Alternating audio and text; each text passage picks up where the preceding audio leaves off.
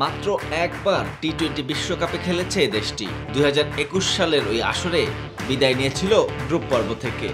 মাঝের একটি প্রতিযোগিতায় বাদ পড়ে আবারও 20 ওভারের বিশ্ব আসরে ওশেনিয়া অঞ্চলের এই দলটি পূর্ব এশিয়া প্যাসিফিক অঞ্চলের বাছাই পর্ব পেরিয়ে বিশ্বকাপের মূল পর্ব নিশ্চিত করা এই দেশটির নাম পাপুয়া নিউগিনি।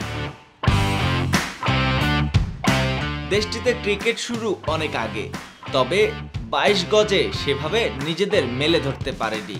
আইসিসির বিভিন্ন স্তরের ক্রিকেটে উন্নতির ছোঁয়া থাকলেও বিশ্বমঞ্চে সুযোগ হচ্ছিল না। অবশেষে 2021 সালের টি-20 বিশ্বকাপে সুযোগ পেয়ে যায় পাপুয়া নিউগিনি।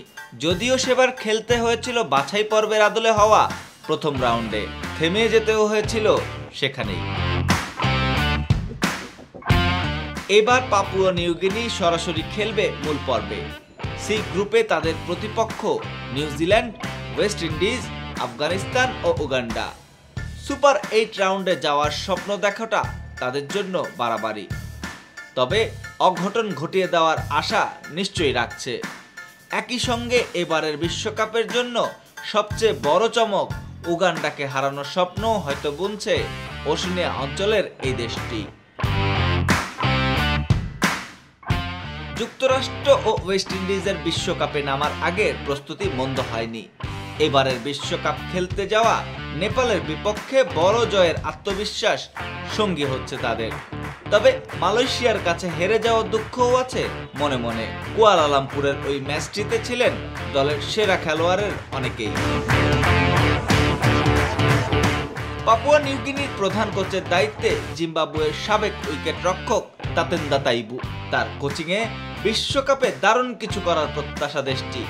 তবে ফলাফল যাই হোক, বিশ্বকাপ মঞ্চে খেলতে পারাটাই তাদের কাছে বিশাল অর্জন। আর সেই পথটা যদি জয়ের আনন্দে রঙিন হয় তাহলে তো কথাই নেই।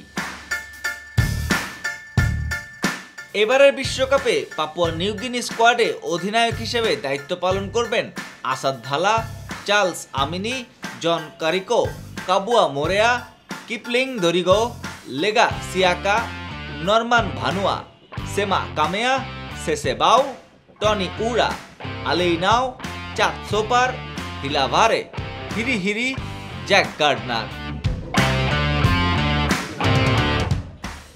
সাদা কালো নিউজ।